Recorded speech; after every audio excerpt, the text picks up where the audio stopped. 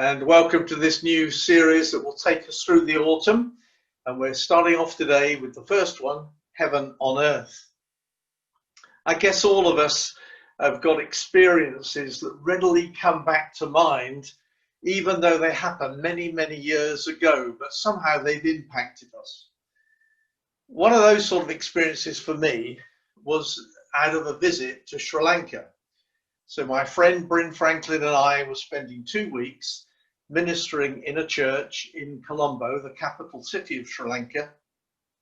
And it was predominantly drawing from people from a slum area. The interesting experience was that we had to be translated from English to Sinhalese and from Sinhalese into Tamil, which meant you had an awful lot of waiting time to do while you were talking.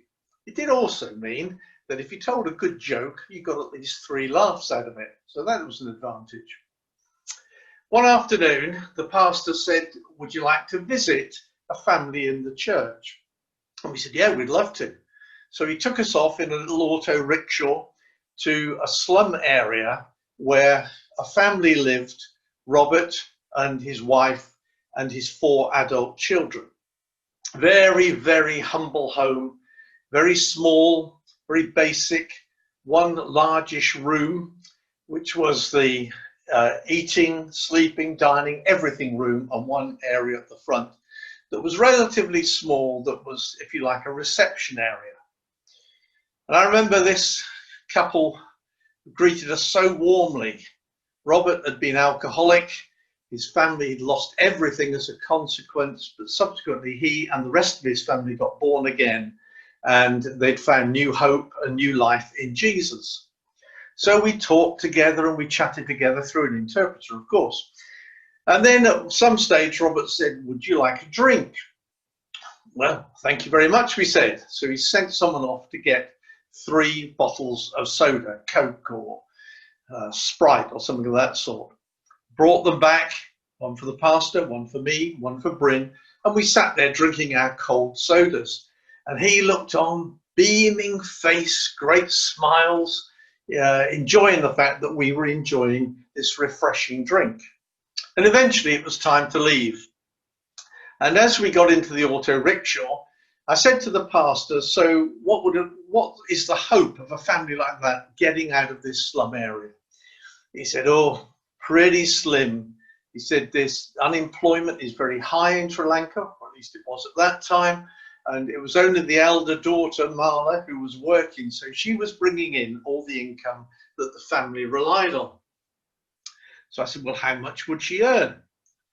So the pastor said, "We know those 3 sodas we've just drunk." Yeah, well, that's what they'd have to live on for a day.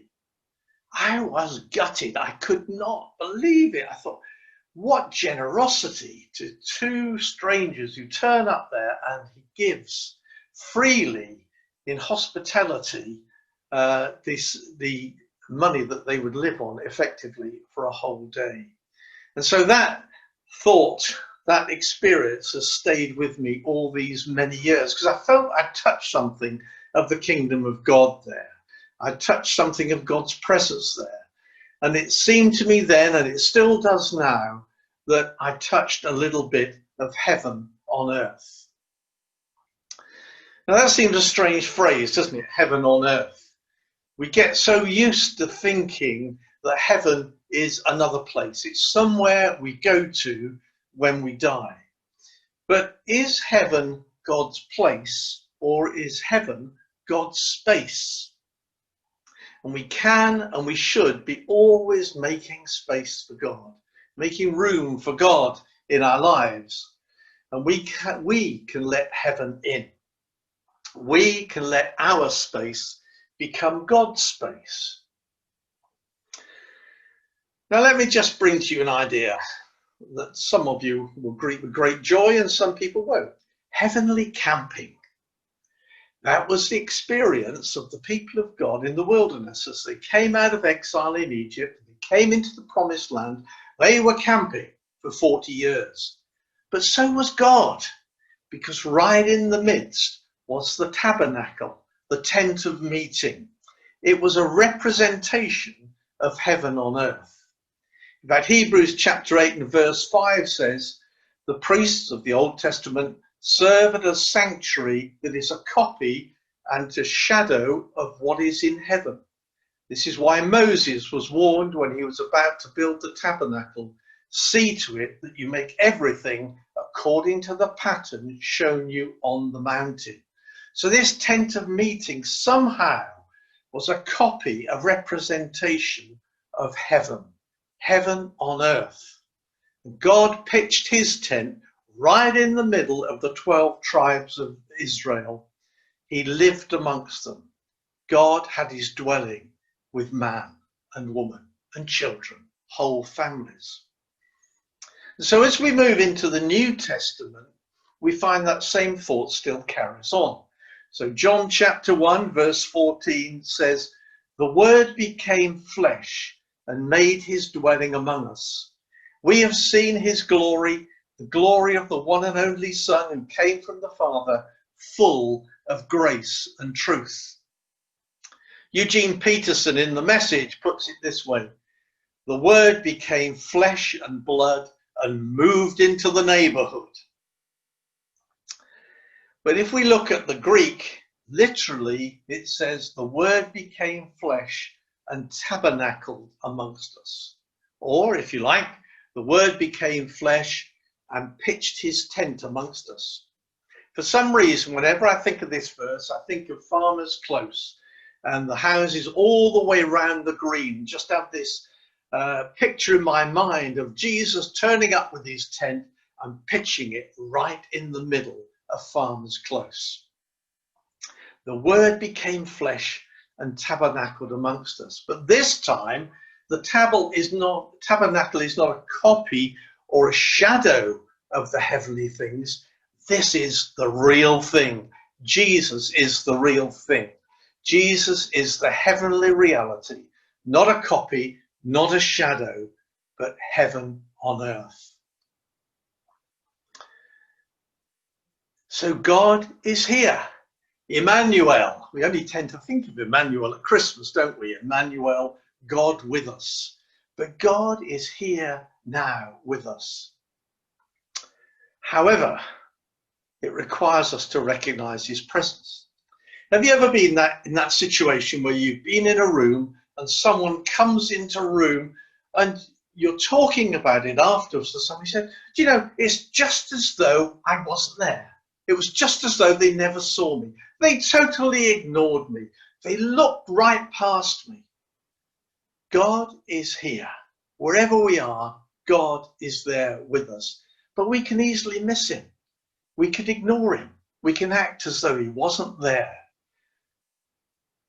Many of us have been following the Lectio 365 Bible app, prayer app from 24/7 Prayer.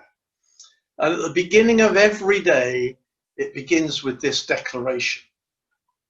As I enter prayer now, I pause to be still, to breathe slowly, to recenter my scattered senses upon the presence of God.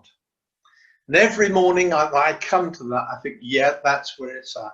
My senses are scattered. My awareness is scattered. And I need to pull it all together and focus it again on the presence of God. It's like a radio where the tuning tends to drift. We need to tune in afresh every day, and perhaps probably several times through the day. Now, Jesus told us how to pray. We've known that's full well right from the beginning of the year. We've been looking at prayer, and particularly the Lord's Prayer. And we know that he said, this is how you should pray. Our Father in heaven, hallowed be your name. Your kingdom come, your will be done on earth as it is in heaven. This is about bringing heaven on earth. Back in the 1600s, there was a man that came to be known as Brother Lawrence. He was in a French monastery, but he was just a lay brother. And he was given the menial task to do. He was doing all the washing up and the cleaning up and all the rest of it. Nothing very fanciful at all. But somehow in the midst of those everyday, ordinary tasks, in the mundane things of life, he learned how to find the presence of God. If you like, how to recenter his scattered thoughts upon the presence of God.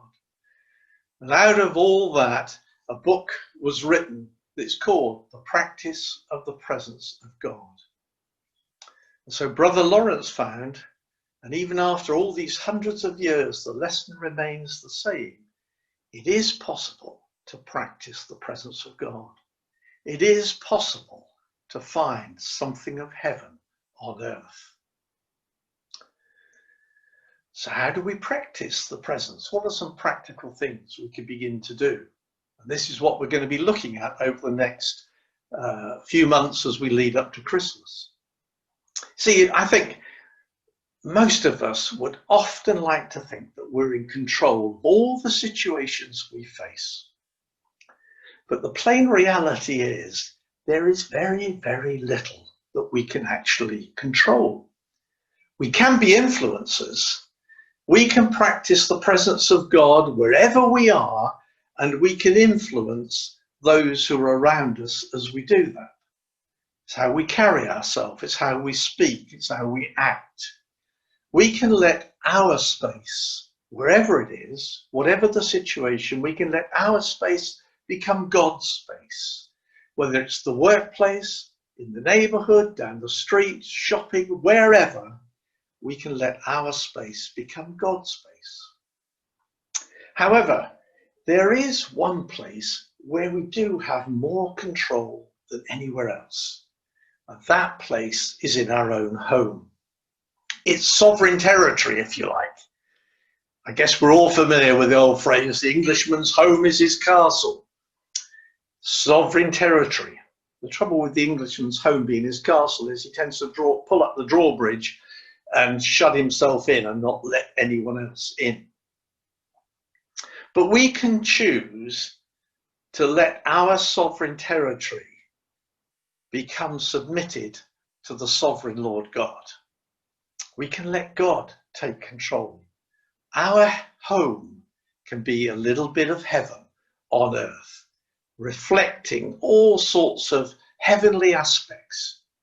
Here's just a few. I'm no doubt you could add to them easily. The atmosphere, the general atmosphere in the home. Is it tension or relaxed? Are we at ease with one another? Or is there underlying issues that are not resolved? Relationships, how we relate to one another, how we handle one another. Attitudes, and including an attitude of thanksgiving.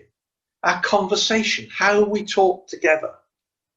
Forgiveness, are we ready to forgive when other people somehow offend us and cross us? Grace, finding grace for one another, finding tolerance for one another. Acceptance, taking one another as we are, recognizing that all of us are a work in progress. We're all being sanctified, being formed into the image of Christ. And hospitality, opening up, allowing what we have to become a haven for others. Just as Robert and his family in that slum in Sri Lanka opened up their humble home, their home that was not as good as most garden sheds, but it became a place of heaven on earth for me and for Bryn. I imagine we're all familiar with Holman Hunt's picture of the light of the world. Jesus standing at a doorway, knocking, holding a lantern in his hand. And it reflects the words from Revelation chapter 3, verse 20. Here I am. I stand at the door and knock. If anyone hears my voice and opens the door, I will come in and eat with that person and they with me. Will we let God in so that our space can become God's space? What's often been pointed out with that picture of Holman Hunt's is that there's no handle on the outside of the door, the handle's on the inside. God knocks. He wants us to open the door and let him in and let our space become his space. Let our space become a little bit of heaven on earth.